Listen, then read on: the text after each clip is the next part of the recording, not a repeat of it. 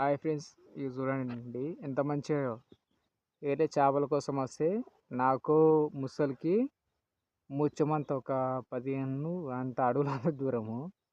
అది ఎంత మంచి నిద్రపోతుంది. షా షా ఓ చూడండి ఫ్రెండ్స్, ఎంత మంచిగా ఎట్లపోతుంది ముసలి. ఎంత మంచిగా ఉషా అన్నప్పుడే ఉషా హాయ్ ఎంత మంచిగా నీళ్ళ కథం. ఈ వీడియో నచ్చినట్టయితే లైక్ చేయండి, షేర్ చేయండి.